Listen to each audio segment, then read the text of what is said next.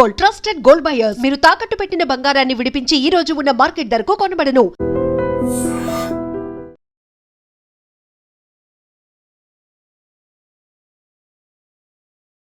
Sir, Jubilee hills ఉప ఎన్నికల్లో సర్వేలన్నీ BRS వైపే మెజారిటీ చూపిస్తున్నాయి. కానీ గ్రౌండ్ లెవెల్లో కాంగ్రెస్ పార్టీ చాలా బలంగా ఉంది, పోల్ మేనేజ్మెంట్లో కాంగ్రెస్ పార్టీ చాలా బలంగా ఉందని ఒక వార్తలు వస్తున్నాయి. మీరు కూడా బై ఎలక్షన్లో చాలా రోజుల నుంచి ప్రచారం చేస్తున్నారు. పర్సనల్గా చెప్పండి, అంటే ఎలా ఉంది, ఎందుకు అక్కడ ప్రజలు బీఆర్ఎస్కు గెలిపించాలనుకుంటున్నారు? ప్రజాస్వామ్యం ప్రజలకు ఇచ్చినటువంటి ఒక అద్భుతమైనటువంటి ఆయుధం ఓటు. పాలకులకు కానీ ప్రజలకు కానీ ఈ ఓటుకు ఉండేటువంటి మహత్తరమైన శక్తి ఏంటంటే, ఒకటి హక్కు, రెండవది బాధ్యత. హక్కు అనేది నీవు ఓటేసిన తర్వాత గెలిచినటువంటి వారి మీద నీ సమస్యల పరిష్కారానికి వారిని ప్రశ్నించేటువంటి హక్కు ఇచ్చేది ఓటు. అదేవిధంగా బాధ్యత, నువ్వు ఎన్నుకోబోయే వ్యక్తి నీ జీవితంలో నువ్వు ఆశించినటువంటి మార్పు, సమాజానికి ఉపయోగపడేటువంటి వాళ్ళకు ఓటు వేస్తున్నవా లేదా అనేటువంటి విచక్షణతో కూడినటువంటి బాధ్యత కూడా, ఈ రెండు కలిపి ఓటర్కు ఇవ్వబడినటువంటి ఒక వజ్రాయుధం. ఖచ్చితంగా 100% జూబ్లీ హిల్స్ ఉప ఎన్నికల్లో బీఆర్ఎస్ పార్టీ గెలిచి తీరుతుంది. ఒకటి, మా అభ్యర్థి గతంలో ఎమ్మెల్యేగా పనిచేసినటువంటి గోపీనాథ్ గారు చేసినటువంటి సేవలు కావచ్చు, వారి అకాల మరణం కావచ్చు. రెండవది, హైదరాబాద్ మహానగరంలో గత జనరల్ ఎన్నికల సందర్భంగా ఈ హైదరాబాద్ మహానగరానికి సంబంధించినటువంటి ప్రజలు ఇచ్చినటువంటి తీర్పు నేపథ్యం, వారి విచక్షణ, హైదరాబాద్ మహానగర ప్రజలకు ఓటును ఏ రకంగా సద్వినియోగం చేసుకొని ఎవరిని గెలిపించాలి అనేటువంటి విషయంలో స్పష్టత ఉండి, గత ఎన్నికల సందర్భంగా బీఆర్ఎస్ పార్టీకి అఖండమైనటువంటి మెజార్టీని మహానగరం కానీ ముఖ్యమంత్రి రేవంత్ గెలిపించడం జరిగింది. దీనికి కారణం ఏంటంటే, కేసీఆర్ గారి హయాంలో కొనసాగినటువంటి పాలన, ఐటీ రంగంలో కేటీఆర్ గారు చేసినటువంటి కృషి కూడా రెండు సమ్మిళితమై గత శాసనసభ ఎన్నికల సందర్భంగా హైదరాబాద్ నగరంలో మాకు భారీ మెజార్టీ వచ్చింది. ఈ 2 సంవత్సరాల కాలంలో అసలు ఈ రాష్ట్రంలో ఒక ప్రభుత్వం ఉన్నదా అనేటువంటి ప్రశ్న. ప్రభుత్వాలు ఉండేది 3 రకాల ప్రభుత్వాలు. ప్రజలకు అద్భుతమైనటువంటి సేవ చేసి మెరుగైనటువంటి పాలన అందించేటువంటి ప్రభుత్వాలు ఉంటాయి.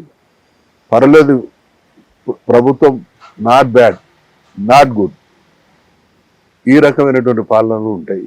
కానీ వరస్ట్ పాలన ఈ 2 సంవత్సరాల కాలంలో కాంగ్రెస్ ప్రభుత్వం, రేవంత్ రెడ్డి నాయకత్వం, చుక్కలు చూపించని రంగం వర్గం ఎవరన్నా ఉన్నారు అనంటే ఒక్కరు కూడా మిగలరు. అందుకనే ఖచ్చితంగా గతంలోనే కాంగ్రెస్ పార్టీని నమ్మని హైదరాబాద్ ఓటర్లు ఈ 2 సంవత్సరాల కాలంలో జరిగినటువంటి నిర్వాకాన్ని చూసినాక ముమ్మాటికి తెలంగాణ ప్రజలందరి మనసుల్లో గూడు కట్టుకున్నటువంటి ఆవేదనకు అనుగుణమైనటువంటి తీర్పునిచ్చి కాంగ్రెస్ పార్టీకి తగిన గుణపాఠం చెప్పారు. సార్, రేవంత్ రెడ్డి ఒక ముఖ్యమంత్రి రేవంత్ రెడ్డి 6 రోజులు అక్కడ క్యాంప్ వేశారు. అంటే గతంలో మీరు చాలా రోజుల నుంచి దగ్గర 1980 నుంచి రాజకీయాల్లో ఉన్నారు. ఇట్లా ఏ ముఖ్యమంత్రి అయినా ఒక బై ఎలక్షన్లో ఇట్లా రోడ్ షోలు, బైక్ షోలు పెట్టిన చరిత్ర ఉందా? అంటే ఇది పరాకాష్ట. చాలా సందర్భాల్లో ఉప ఎన్నికలు వస్తే ముఖ్యమంత్రులు కొందరు వారు ప్రత్యక్షంగా రాకుండా వారి మంత్రులకు, వారి కార్యకర్తలకు వాళ్ళు చేసినటువంటి అభివృద్ధి కార్యక్రమాల ద్వారా ఓటు అడగండి అనేటువంటి సూచనలు ఇచ్చినటువంటి సందర్భాలు ఉన్నాయి.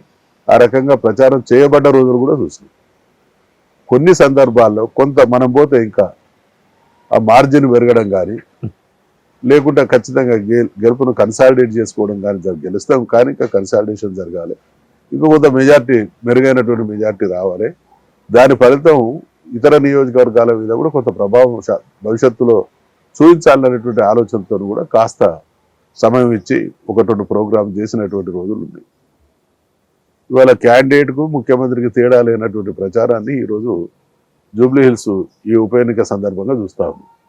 దీంట్లో మనం అంటే ఒక ప్రచారంతో పాటు ఆయన ప్రవర్తిస్తున్న ఆయన మాటల తీరు కానీ, ఆయన తీసుకుంటున్నటువంటి నిర్ణయాలు కానీ, ఆయన థ్రెడ్ చేస్తున్నటువంటి తీరు కానీ, ఒకటి ఆగమేఘాల మీద మంత్రి వర్గాన్ని విస్తరించి ఆ ప్రాంతాన్ని ప్రభావితం చేస్తాడు, ఆ కమ్యూనిటీ కూడా కొంత పోలరైజ్ అవుతుంది అనేటువంటి ఉద్దేశంతో మంత్రి వర్గ విస్తరణ అజారుద్దీన్ మంత్రివర్గంలో ఏమైనా ఎఫెక్ట్ చూపిస్తుందంటారా? ఎందుకంటే అక్కడ సామాన్య ముస్లిం ఓట్లు 33% ఓట్లు ఉన్నాయి జూబ్లీ హిల్స్ లో. ఎవరో ఒకరికి అవకాశాలు రావడం ద్వారా ఏదో జరుగుతుంది అనేటువంటి భ్రమ ప్రజలకు ఉండదు. అసలు నాకేం జరిగింది ఇవాళ ఇది ఇది ఈ మంత్రివర్గ విస్తరణ కూడా మమ్మల్ని నమ్మించడం కోసం చేసినటువంటి వాళ్ళ దుర్బుద్ధితో కూడుకున్నదే తప్ప చిత్తశుద్ధి ఉంటే ఆ రోజే చేయాల్సి ఉండే కదా. ఆ రోజు చేయనటువంటి వ్యక్తి ఓటమి, ఈ సర్వేలన్నీ కూడా ఓటమి అనివార్యం అనేటువంటిది ఇండికేట్ చేస్తూ ఉంటే కాస్త ఇవాళ ముఖ్యమంత్రికి కూడా తెలుసు. ఎందుకు అంటే ఓటమి ఖాయం కాంగ్రెస్ పార్టీకి, నా నాయకత్వాన జూబ్లీ హిల్స్ ఉప ఎన్నికలో ఓడిపోతున్నాం అనేటువంటి విషయం ఆయనకు స్పష్టం. ఆయన ఆవేదన అంతా ఆయన పొంచి ఉన్నటువంటి ప్రమాదం, పొరపాటున డిపాజిట్ స్థాయిలోనో లేదా భారీ మెజార్టీతోనో ఓడిపోతే నిమిషాల మీద నా పదవికి ఎసరు వస్తుంది అనేటువంటి ఆందోళనతో ఉన్నారు. కాబట్టి కొంచెం ఫేసింగ్, ఓటమిలో కూడా ఫేస్ సేవింగ్ కోసం చేసేటువంటి ప్రయత్నమే తప్ప ఏ కాంగ్రెస్ పార్టీ నాయకుడికి కానీ స్వయంగా ముఖ్యమంత్రికి కానీ ఆ నమ్మకం లేదు. చూస్తున్నటువంటి మాటల తీరు దానికి నిదర్శనం. ఇప్పుడు రేవంత్ రెడ్డి తన ప్రసంగాల్లో పదే ఒకటి విమర్శిస్తున్నారు. ఎవరైతే జూబ్లీ హిల్స్ లో అభివృద్ధి లేదు, ఏమీ జరగలేదు, మొత్తం అంతా మురికివాడలు ఉన్నాయని విమర్శిస్తున్నారో అదే వ్యక్తి, అదే మున్సిపల్ శాఖ చేసిన 10 ఏళ్ళు చేసిన వ్యక్తి ఏం పీకాడు 10 ఏళ్లలో అని ఆయన డైరెక్ట్ ఇదే లాంగ్వేజ్ మాట్లాడుతున్నాడు. ఇప్పుడు మేము అంటే వయసులో కానీ అనుభవంలో కానీ రేవంత్ రెడ్డి గారి కంటే వయసులో అనుభవంలో పెద్దవాళ్ళు. ఆ భాష ఒక ముఖ్యమంత్రి ప్రవర్తన అనేది సమాజాన్ని ప్రభావితం చేస్తుంది. ఈ రకమైనటువంటి భాష ద్వారా ఆయన ఆ స్థాయిని దిగజారుస్తున్నాడు. ఈ భాష వెనుక ఉన్నటువంటి ఆంతర్యం ఏంటంటే ఆయన ఎంతటి అభద్రతలో, భయంలో ఉన్నాడన్నది నిదర్శనం. ఎదుటి వాళ్ళ మీద ఎప్పుడు ఎవరన్నా ఒక గొప్ప వ్యక్తి, తన మీద తనకు ఆత్మవిశ్వాసం ఉన్నటువంటి వ్యక్తి ఎంత హుందాగా ప్రవర్తిస్తాడు. ఆయన ప్రవర్తన హుందాతనం అనే దానికి ఒక సామాన్యుడు కూడా జీవితంలో ఏదో సందర్భం వస్తే తప్ప ఇంత దిగజారినటువంటి వ్యవహారం కానీ మాటల తీరు కానీ ఉండదు. అది ముఖ్యమంత్రి గారి ఓటమి భయానికి ఒక నిదర్శనం, ఒక ఇండికేషన్. ఇక రెండోది అభివృద్ధి విషయంలో, అసలు హైదరాబాదులో బీఆర్ఎస్ హయాంలో హైదరాబాద్ మహానగరం ఏ రకంగా అభివృద్ధి చెందింది అనడానికి రేవంత్ రెడ్డి గారు ఇవ్వాల్సినటువంటి కితాబు అవసరం లేదు. అది 2000 పోయినసారి జరిగినటువంటి ఉప ఎన్నికల్లోనే హైదరాబాదు మహానగరం ఒక అద్భుతమైనటువంటి మహానగరంగా, అన్ని రంగాల్లో దేశానికి ఆదర్శవంతమైనటువంటి నగరంగా తీర్చిదిద్దబడ్డది. దానికి ఇద్దరు ప్రధానమైనటువంటి కారకులు, ఒకరు కేసీఆర్, రెండోది కేటీఆర్ అనేటువంటి కితాబే గతంలో జరిగినటువంటి ఎన్నికల ఫలితాలు. సార్, ఇప్పుడు కేటీఆర్ నిజంగా 10 ఏళ్లలో అభివృద్ధి జరిగి ఉంటే ఈ 2 ఏళ్లలో అన్ని సమస్యలు ఎట్లా వస్తాయి జూబ్లీ హిల్స్ కి, ఆ ప్రజలకి? 2 ఏళ్లలో అంటే ఇక్కడ ఏ ప్రభుత్వం అయినా కూడా, ఇక్కడ బహుశా నేను అనుకోవడానికి కారణం ఏంటంటే కాంగ్రెస్ పార్టీ అధికారంలోకి వచ్చిన తర్వాత ఇది భయంకరమైన కుట్ర. మీ ప్రశ్నలోనే జవాబు ఉన్నది. బీఆర్ఎస్ హయాంలో లేని సమస్యలు ఇప్పుడు వచ్చినాయి అంటే ఈ 2 సంవత్సరాల కాలంలో కాంగ్రెస్ పార్టీ కక్ష కట్టి హైదరాబాదులో బీఆర్ఎస్కు పట్టం కట్టింది. కాబట్టి ఈ పట్టం కట్టినటువంటి ప్రజల్ని ఒక రకమైనటువంటి క్షోభకు గురి చేయాలనేటువంటి ఆంతర్యం ఉండే బహుశా జరగాల్సింది. అంటే వాళ్ళే డ్రైనేజీలు బ్లాక్ చేసేసి, వాళ్ళే రోడ్లు 100% అది వాళ్ళ కుట్ర. ఏంటంటే హైదరాబాద్ లో ఈ చిన్నాభిన్నం చేసి ఆ అపవాదును బీఆర్ఎస్ పైకి నెట్టాలి. వాళ్ళకి మనసులో కక్ష ఉన్నది.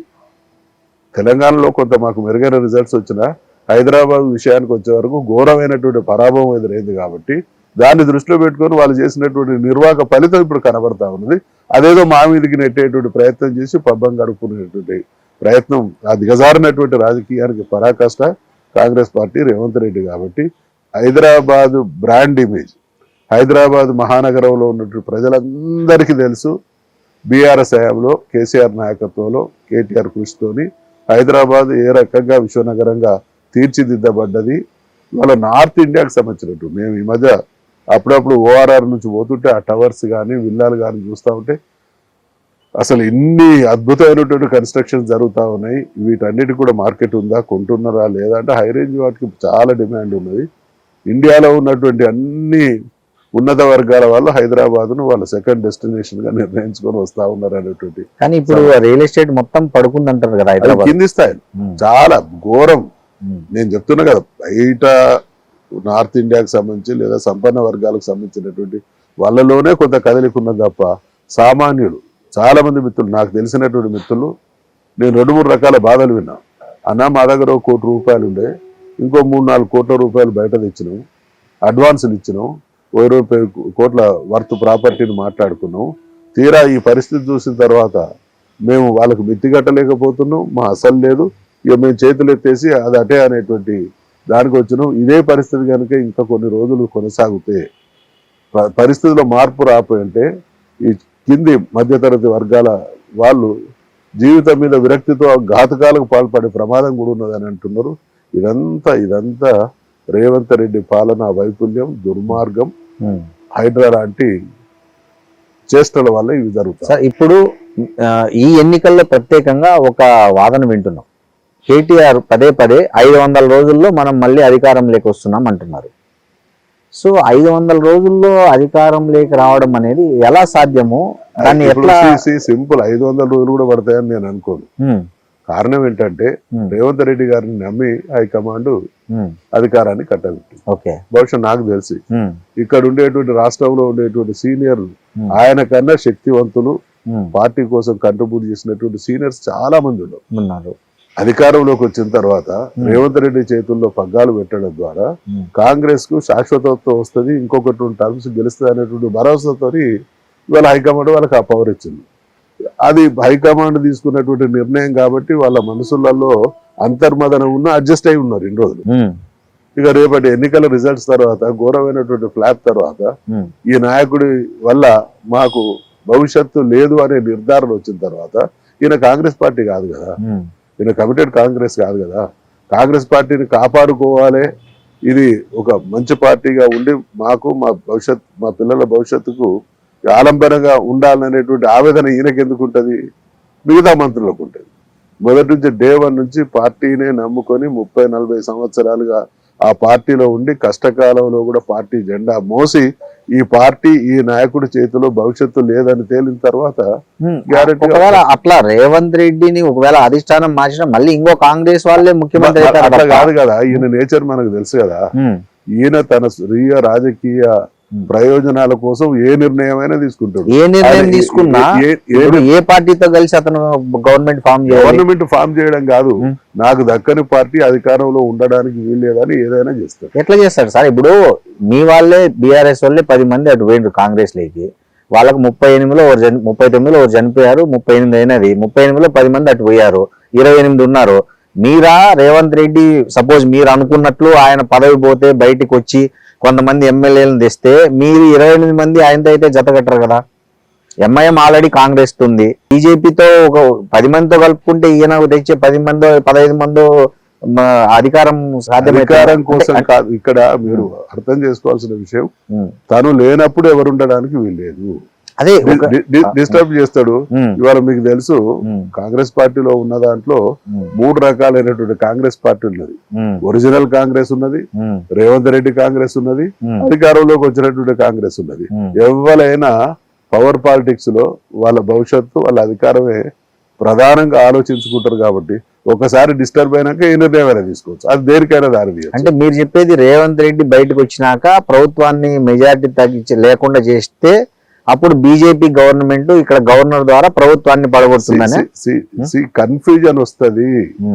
ఆ కన్ఫ్యూజన్ దేనికైనా కేటీఆర్ అట్లా అనట్లే, మనం 500 రోజుల్లో అధికారంలోకి రాబోతున్నాం అన్నాడు. అలా ఎలా పూర్తి స్పష్టత ఇవ్వాలంటే మళ్ళీ కేటీఆర్ గారిని అడగాలి. అంతే. నాకున్నటువంటి అవగాహన మేరకు ఈయన పవర్ మాంగరు.